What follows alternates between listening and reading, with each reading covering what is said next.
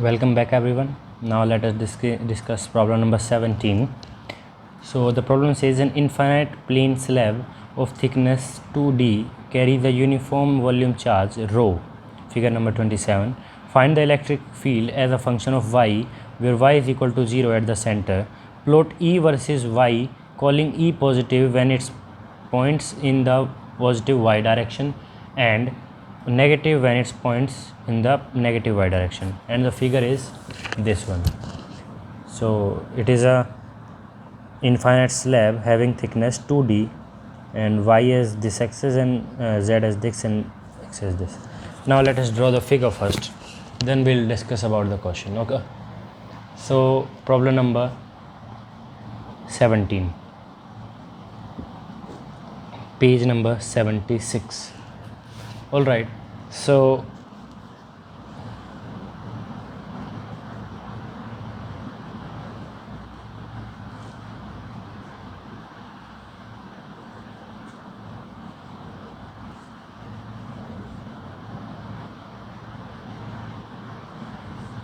we have somewhat like this infinite slab, all right, where x-axis is this, y-axis is this, and z-axis is this. All right, so here is the center inside the infinite slab.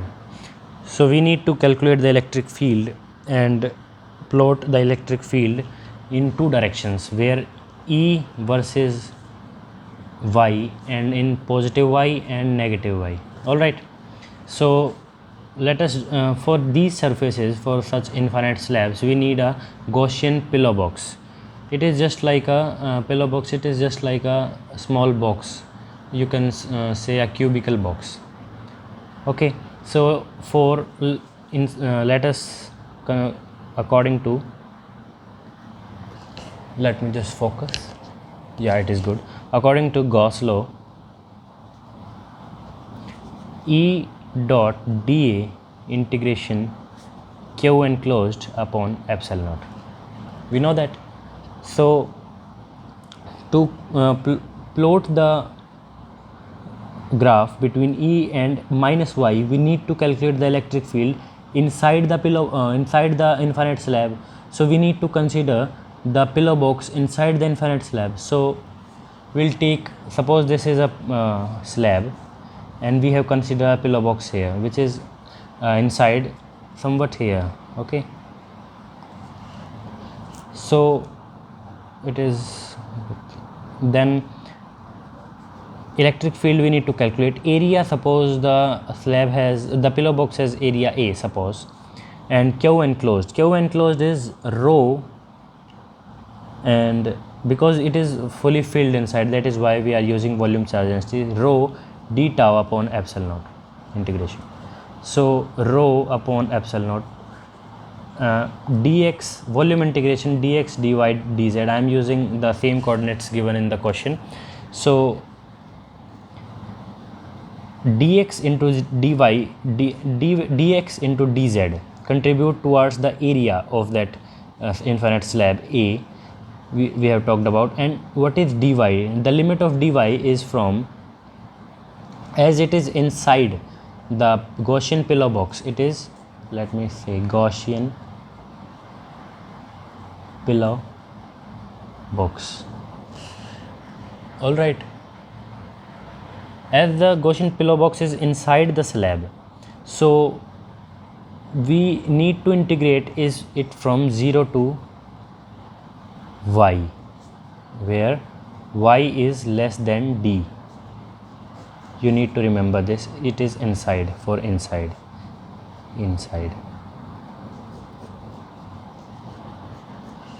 All right, so as the pillow box is inside the slab, so we need to consider the integration of limits from 0 to y only. Okay, so now put into A and y, and in the direction of y cap, electric field will be in the direction of y cap. E into A cancel, rho y upon epsilon naught in direction of y cap. Why we have taken the limits from 0 to y, I hope you understood. Let me explain you again that we have taken the electric field to be calculated in the inside region of infinite infinite slab. So as the pillow box is inside, Gaussian pillow box is inside, so and we need to calculate the electric field. This is 0 and this is d and this is minus d, so we need to calculate the electric field between them. All right, so it is a distance y from that origin. That is why we have taken y. The Gaussian pillow box distance from origin is y. That is why we have taken it as y. All right, now let us calculate the electric field outside. All right, let me just focus. Okay, so similarly, same using the same formula, I am writing directly rho d tau, but now the into a, but now the limit of dy. Why dy is changed in this case, I'll explain. For y greater than d, now the pillow box is outside, somewhat here. All right, outside the plane, outside the plane, like this is the plane and pillow box is suppose this is a box and box is here. All right, I hope you understood. It is outside the plane, so the integration is up to d only, because as, let me again explain you again, as the pillow box is here, so it is touching the boundary, but the volume charge density is only up to d in this area only. Volume charge density is only up to d. It is 0, it is d, so the volume charge density is only in this area, so it is outside here. That is why we are taking the limit integration from 0 to d only. Okay, now I hope you are it is visible. 0 to d dy, a cancel, E is equal to rho epsilon naught d y cap. All right, it is for y greater than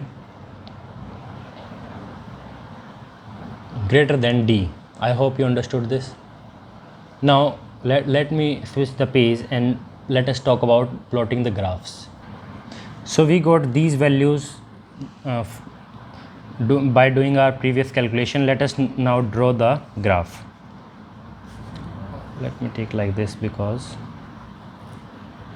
so it is E and it is Y.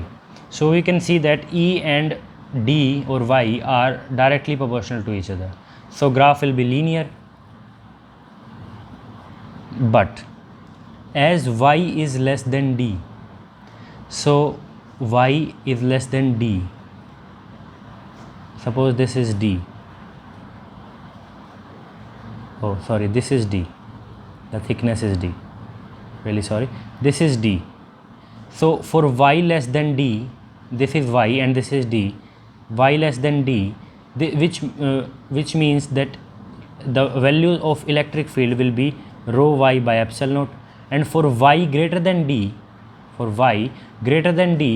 E will be rho d by epsilon naught. So the graph will be somewhat like this, and after some time it will become constant.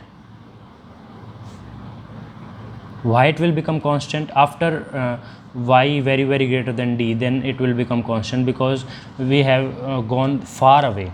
So electric field will become constant, and in this area also electric field become, because it is an infinite slab. You have to remember that we can draw the figure because we need to solve the question, but the slab is infinite. So after a going long back inside the infinite slab or outside the infinite slab, so electric field become constant. That is why the line goes constant after passing d and minus d.